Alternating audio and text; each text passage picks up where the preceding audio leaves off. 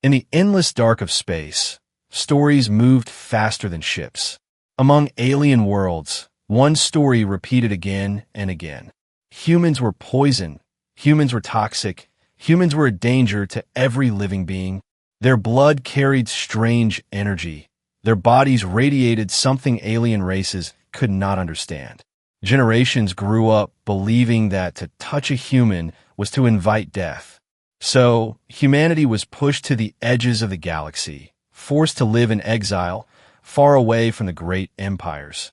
Daniel was one of them, a simple worker who lived on a small mining station near an empty asteroid belt. His life was quiet, ordinary, nothing more than the endless sound of machines and the dust of broken rock. He never thought the galaxy would notice him. But the galaxy was changing, and whispers of war moved between the stars. Two powerful empires had clashed, and with their war came something worse than any weapon. A plague had begun, spreading through alien bloodlines, unstoppable, merciless. At first, Daniel heard it as rumor. Merchants spoke of entire cities falling silent, streets filled with the sick, soldiers coughing and dying on the battlefield. No medicine worked, no cure was found, and the empires feared their own destruction. Yet hidden inside those fearful whispers was another rumor.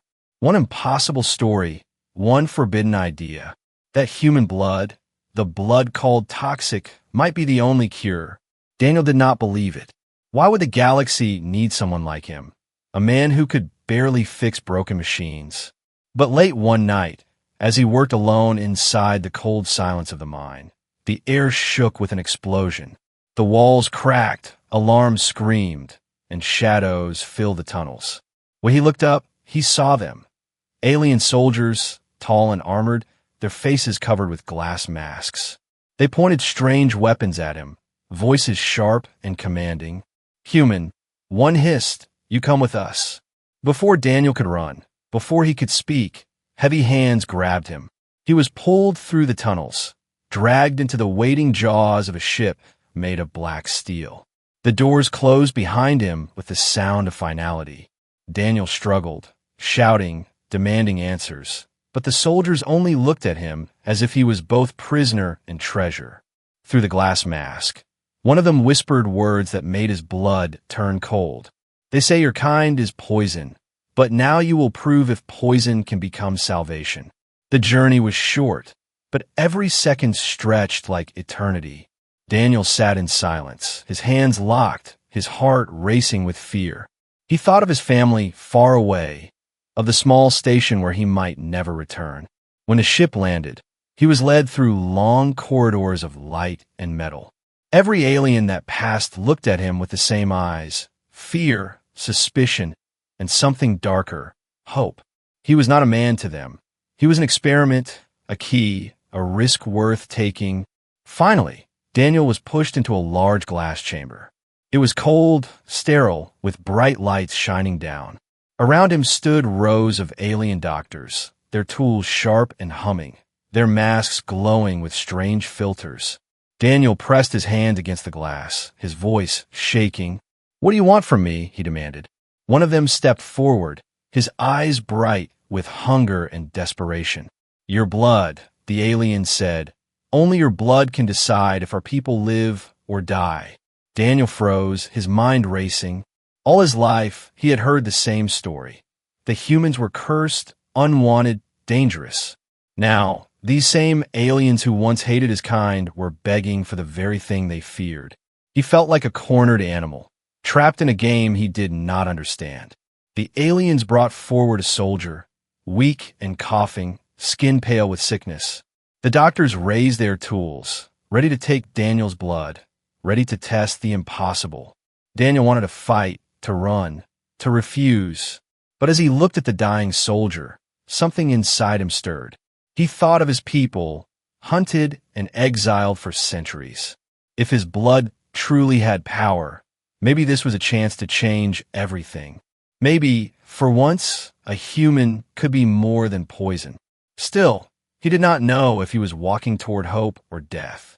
As the needle touched his skin, Daniel whispered to himself, "This is only the beginning. The alien doctors watched, silent and tense, as the red drop of human blood fell into their machines. Lights flashed, screens glowed, and the sound of rapid beeping filled the chamber. Daniel held his breath, his heart pounding. For a moment, nothing happened.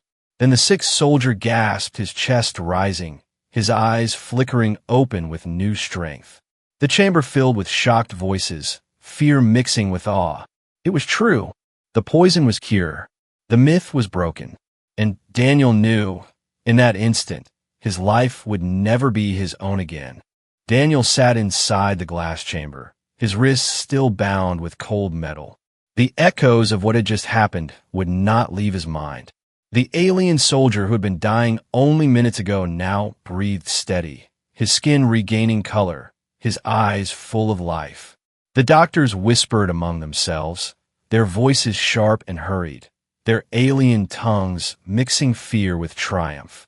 Daniel was not a man to them anymore. He was something greater, or perhaps something more dangerous. They moved closer, their masked faces pressed against the glass, their long fingers tapping at the machines. Every movement, every look told Daniel one truth. He was no longer a prisoner for questioning. He was a prisoner for harvesting. One doctor spoke into a device that carried his words across the chamber. Your blood carries energy unknown to us. Human, it heals what our medicine cannot.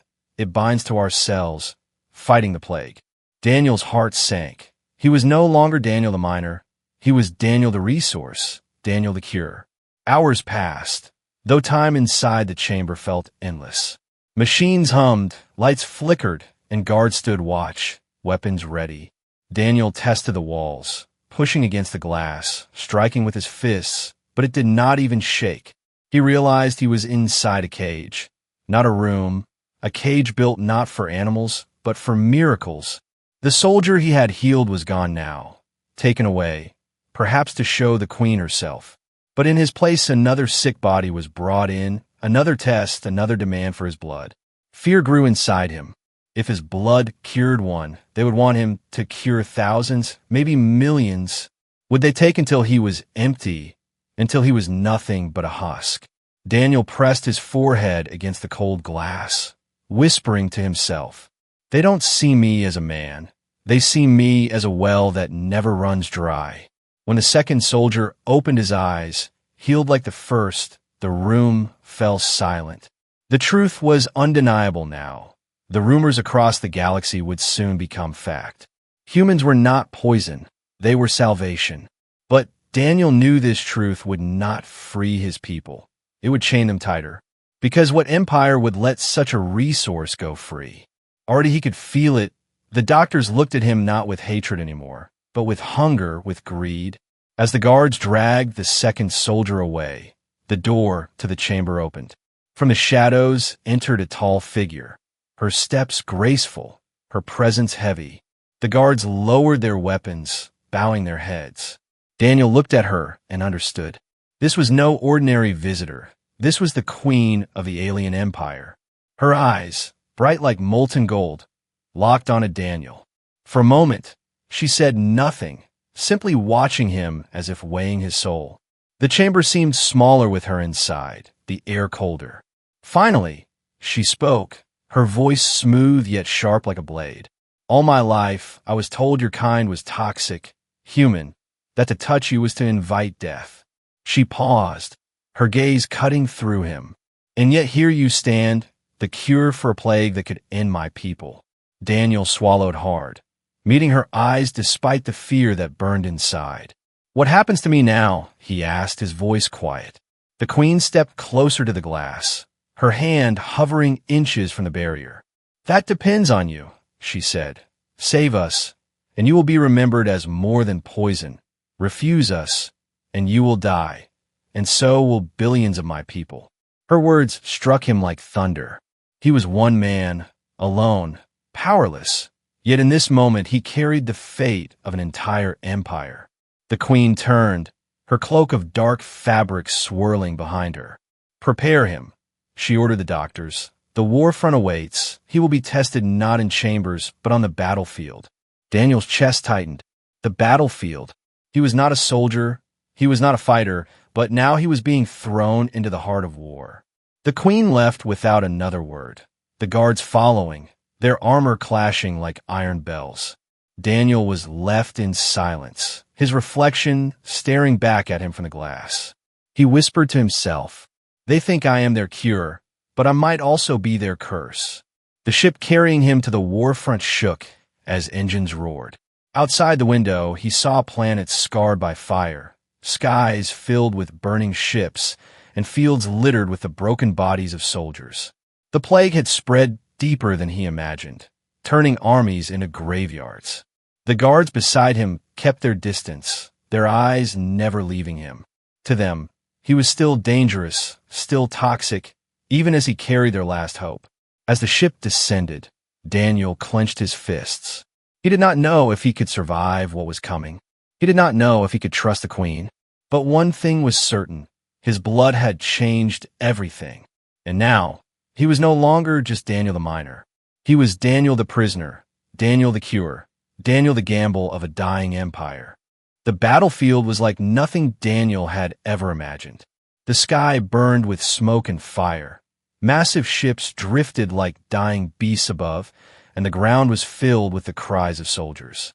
Everywhere he looked, he saw bodies, some breathing, some fading, some already gone. The plague had not just weakened the empire. It had broken its spirit, turning strong warriors into trembling shadows. Daniel stood in the middle of the chaos, his wrists still bound, surrounded by armored guards. They did not look at him as a man, but as a vial of blood, a tool, a last desperate hope. He felt their fear every time he moved, every time he breathed. Yet beneath that fear was something worse, expectation. If he failed here, if his blood did not work, then thousands would die and his own life would end within the same hour. He was forced to kneel beside a soldier whose skin had turned gray, whose breath rattled like broken glass. The doctors rushed forward, their hands shaking as they drew blood from Daniel's arm. He winced at the sting, his veins burning, but he said nothing. The blood was injected into the dying soldier, and for a moment the world seemed to hold its breath. Then, slowly, the soldier's chest rose, his eyes flickered, and life returned where death had been ready to claim. The guards gasped, the doctors nearly shouted, and Daniel realized that the battlefield itself had fallen silent. For one soldier lived, and that meant hope lived too. From the shadows of a command tent, she appeared again, the queen, her golden eyes cut through the smoke, her armor shimmering with symbols of her people. She walked with calm steps, even as the battlefield trembled with the noise of war. Her presence alone seemed to hold power greater than her armies. The guards knelt as she passed, but her gaze never left Daniel. She stopped before him, watching him closely, her expression unreadable. Daniel felt like prey beneath her stare, caught between her judgment and her mercy. Finally, she spoke, her voice low yet sharp. "You heal my soldiers. Human, you bring life where only death has walked." She moved closer, her cloak brushing the dust at his feet. "But I do not know if you're a miracle or trap." Daniel forced himself to meet her gaze, though fear burned in his chest. "I never asked to be here," he said, his voice steady though his heart shook. "I am no weapon, no savior. I am just a man." The queen tilted her head, her lips curving in something that was not quite a smile. "Just a man," she repeated. "Yet just a man has turned the tide of my empire's war." The words struck him with weight heavier than chains. Because he saw truth in her eyes, she did not fully trust him, but she could not ignore him. She was torn between ancient belief and desperate reality. Her people had always called humans toxic, poison, cursed. And now, in front of her, one human shattered that belief with every drop of blood. That night, Daniel was not locked in a cage, but placed in a guarded tent. He could hear the moans of the sick outside, the desperate cries of soldiers begging for the cure. He sat alone, his arms sore from the endless taking, and his mind raced with fear of what tomorrow would demand. Would they bleed him dry, piece by piece, until there was nothing left? Or would the queen see him as more than blood, as more than a tool?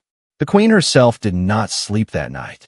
In her chamber of steel and fire, she walked alone, her thoughts heavy. Her empire was crumbling, her people falling, her enemies pressing closer. And the only thread holding them together was a man she had been taught to despise. Her advisors begged her to chain him, to drain him, to use him until the cure was secured. But another voice inside her whispered of danger, whispered of change. What if humans were not poison? What if this one man was proof of something greater?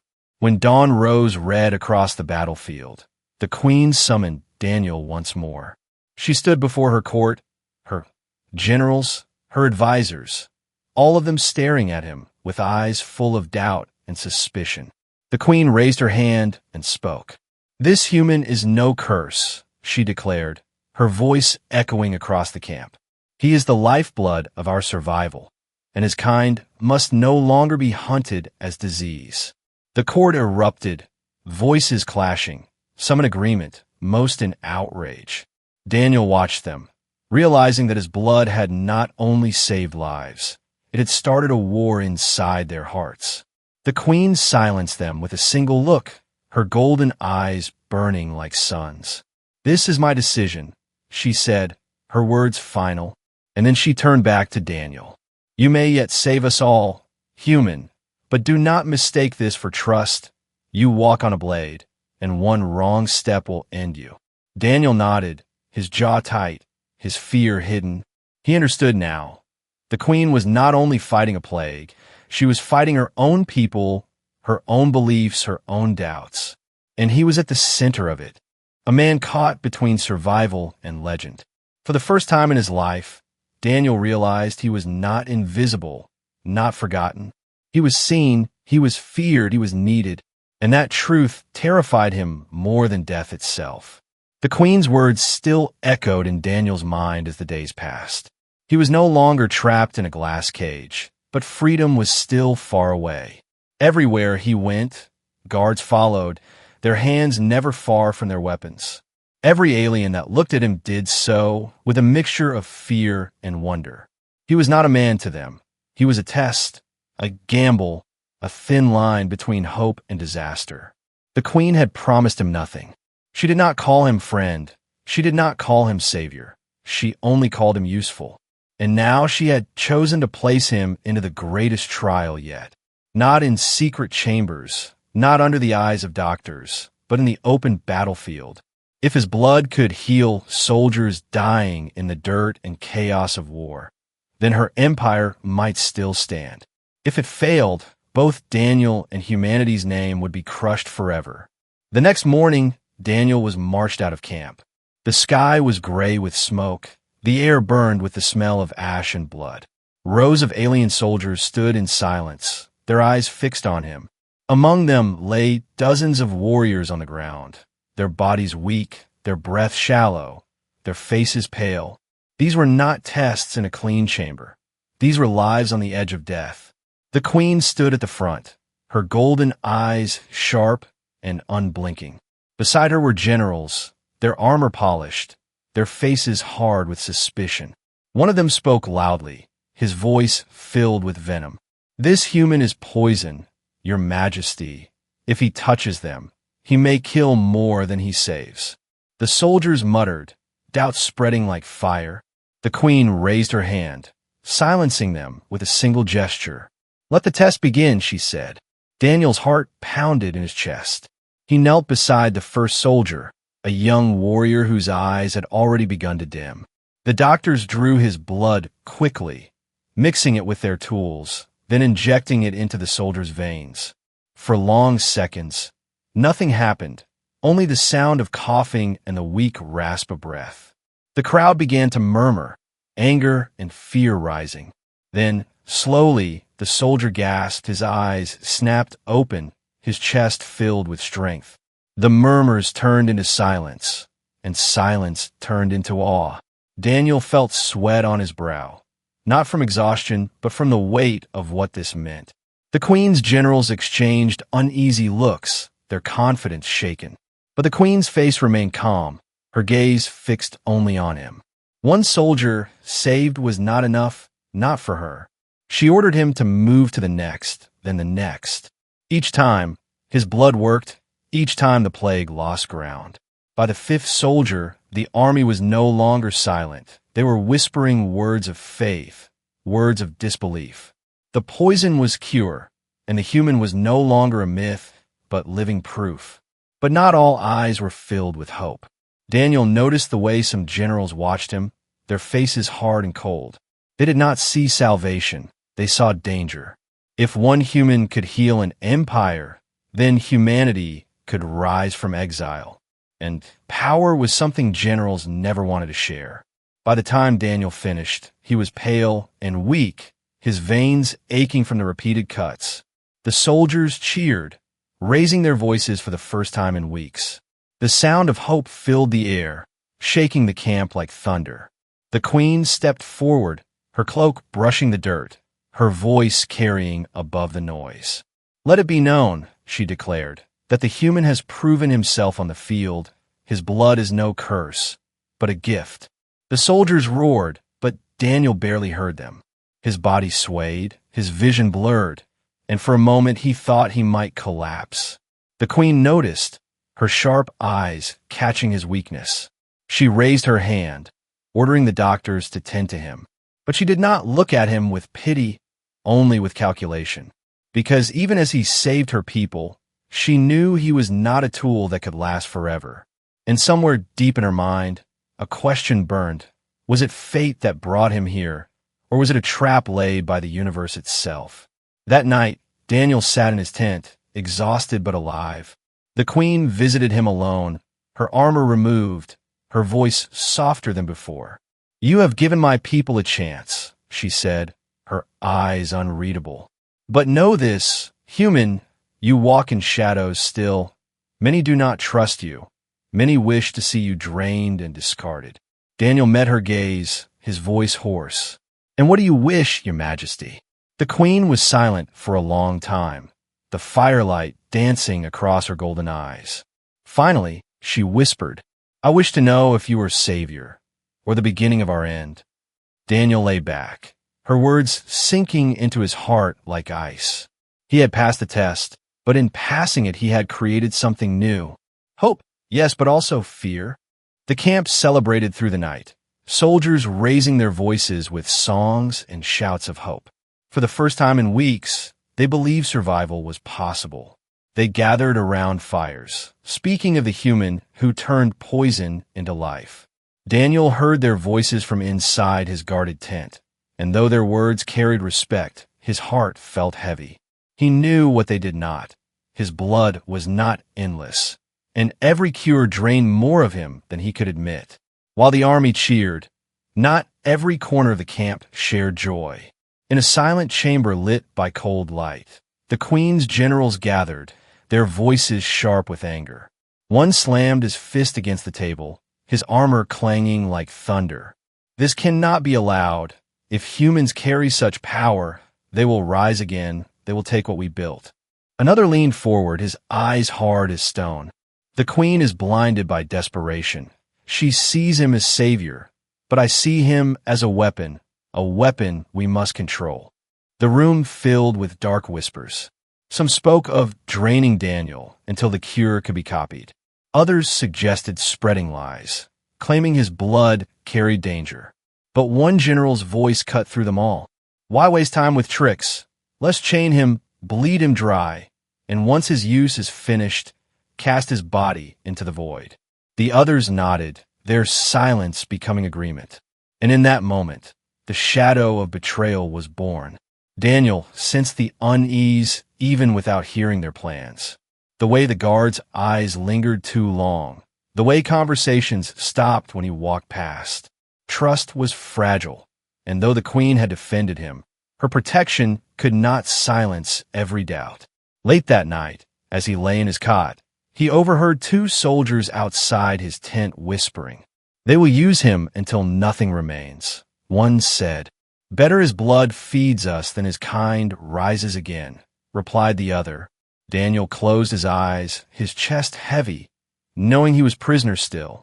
The queen herself was not blind. She saw the shifting loyalty in her council, the way her generals tightened their grip on power.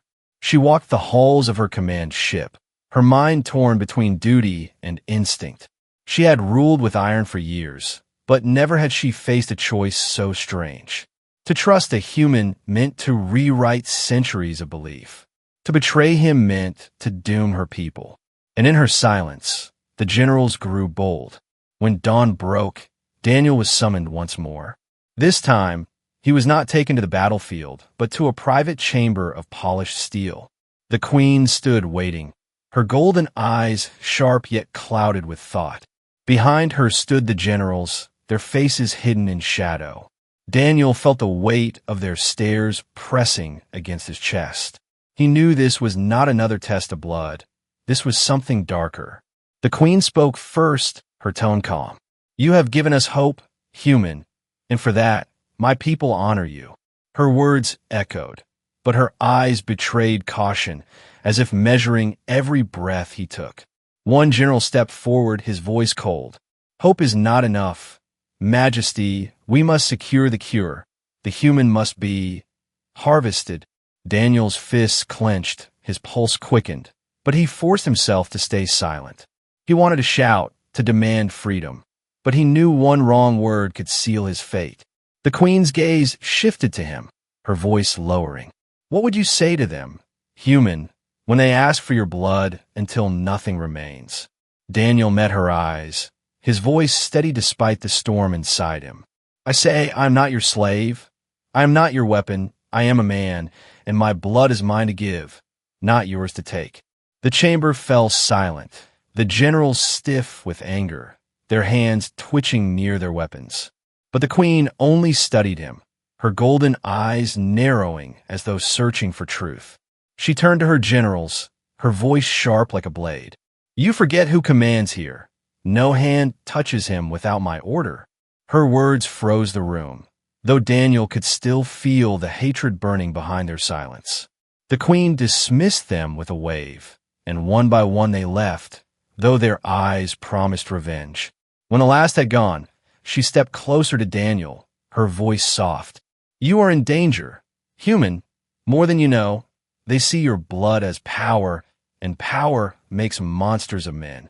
Daniel swallowed hard, his chest tight. "Then why do you keep me here?" he asked. Her gaze lingered, and for the first time, her voice carried not command but something like sorrow. "Because I do not yet know if you are the answer or the end." That night, Daniel sat awake, staring at the ceiling of his tent. He thought of the general's eyes, of the queen's warning, of the cheers of soldiers who called him savior. He was tangled in a web of hope and betrayal, each thread pulling him closer to a future he could not escape. The fire outside crackled, shadows moved, and Daniel whispered into the dark. "They don't want a cure, they want control."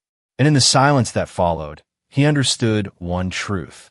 If he was to survive, he could not trust anyone, not even the queen. The plague did not rest. It spread faster than fire through dry fields. Whole battalions collapsed within days, cities emptied into silence, and the empire trembled on the edge of ruin. Daniel's blood had slowed the tide, but it was not enough. Every soldier healed meant 10 more fell sick.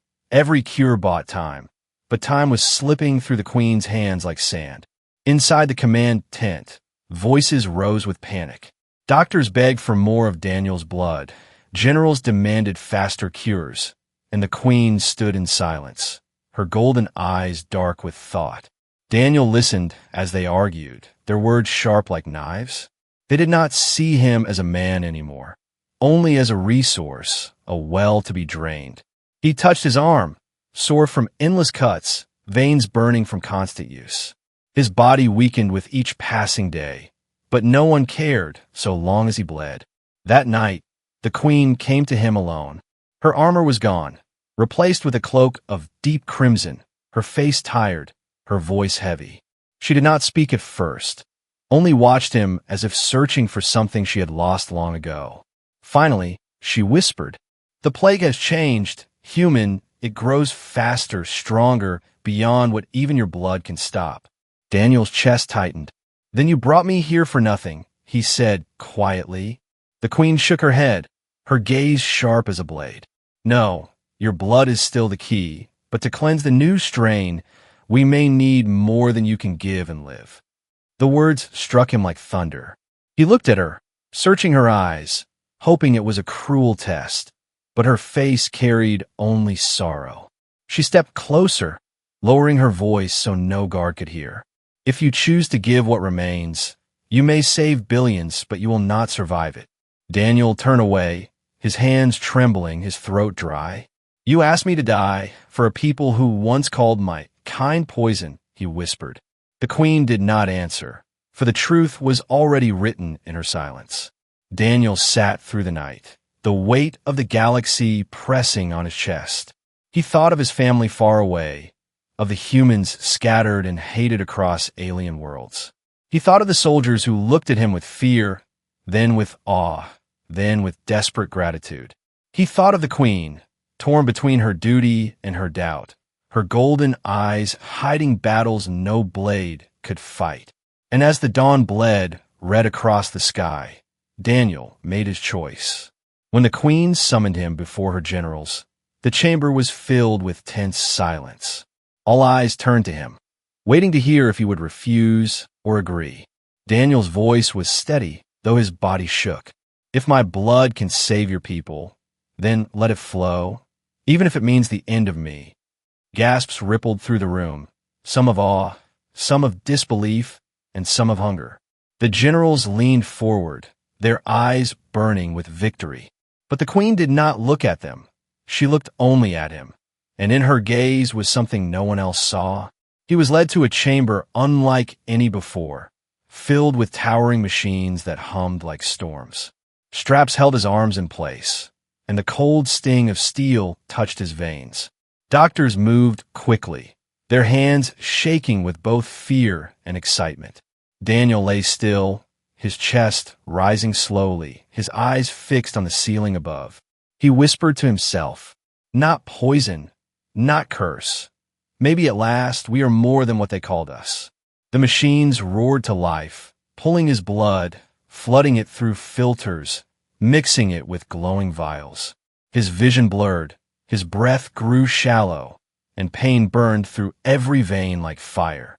But beyond the glass, he saw soldiers gasping back to life, wounds closing, sickness fading, one after another, lives saved, hope reborn. The queen stood watching, her hands clenched, her heart torn between triumph and despair. Every drop that healed her empire pulled Daniel closer to the edge of death. Time lost all meaning. Minutes felt like hours, hours like days. Daniel's skin turned pale, his heartbeat faint, his strength nearly gone. The doctors shouted in panic, the machine strained, but he whispered weakly, "Don't stop, finish it." And with those words, he surrendered everything, his blood flowing until the last vial glowed with light brighter than any sun. When it was done, the chamber fell silent. The soldiers outside stood tall once more, their voices rising with cries of victory. But inside, Daniel lay still, his body limp, his breath shallow as a whisper. The queen rushed to his side, kneeling beside him, her golden eyes wet with something no one had ever seen, tears. "You gave them life," she whispered, her hand hovering near his face, not daring to touch. "But at what cost?" Daniel's eyes opened faintly, his lips moving with the last strength he had. "Remember, we were never poison. We were human." And with those words, his head fell back, his chest silent, his sacrifice complete. The battlefield was silent, not with the silence of death, but with the silence of awe. The plague had been broken. The soldiers who only hours before lay dying now stood on their feet, their lungs filled with life. The air itself felt lighter. The sky seemed brighter. The shadow of despair was gone. Yet in the center of it all, Daniel lay motionless, his body drained, his breath nearly gone. The queen stood beside him, her golden eyes fixed on the man who had given everything. Around her, Generals shouted a victory. Soldiers raised their voices in celebration, but she did not hear them. Her gaze never left Daniel, the human they once called poison. He had given them more than blood. He had given them proof that the old beliefs were lies. And now, his sacrifice weighed heavier than all the wars she had ever fought. The doctors rushed to him, desperate to save what little life remained. Machines hummed. Medicine poured into his veins, but his body was empty. They whispered that he was gone, but the queen's voice cut through their words like fire. "No, he is not gone," she said, her hand trembling as she touched the glass bed where he lay. "He is not to be forgotten, not to be treated as a tool. He is a savior." Word of Daniel's sacrifice spread across the empire faster than the plague itself. Messengers carried the story to distant worlds, to cities that had once spat at the mention of humans. Now, they spoke a new truth. A human had saved them. A human had given his life so that billions might live. The lie of toxic blood crumbled, and in its place grew a story of hope. In secret chambers, generals still muttered of fear. They whispered that humans could rise again, that this one act would make them dangerous. But the voices of the soldiers were louder, and their voices carried across planets. They no longer saw humans as poison. They saw them as brothers, as guardians, as life itself. And even the generals could not silence the roar of gratitude. The queen declared a decree across her empire. From this day forth, humanity will not be hunted, not be shunned, not be called poison. From this day, humanity is part of our survival, part of our story, part of our blood. The words were carried through the stars, and where once humans hid in the shadows, they now stood taller. Daniel's name became a legend, whispered in every marketplace, carved into every wall of honor. But for the queen, the legend was personal. At night, she walked alone to the chamber where Daniel rested, his body weak but not yet lost. He hovered between life and death, his sacrifice leaving him in endless sleep. She sat beside him, her voice soft, her golden eyes filled with a sorrow no throne could carry. "You gave everything, human, and though I called your kind poison, you gave me truth." Her hand hovered near his, trembling with the weight of words unspoken. "If you never wake, know this. You have changed the galaxy forever." And though Daniel did not stir, somewhere in the stillness of his heart, a faint beat remained, a promise that his story was not yet finished.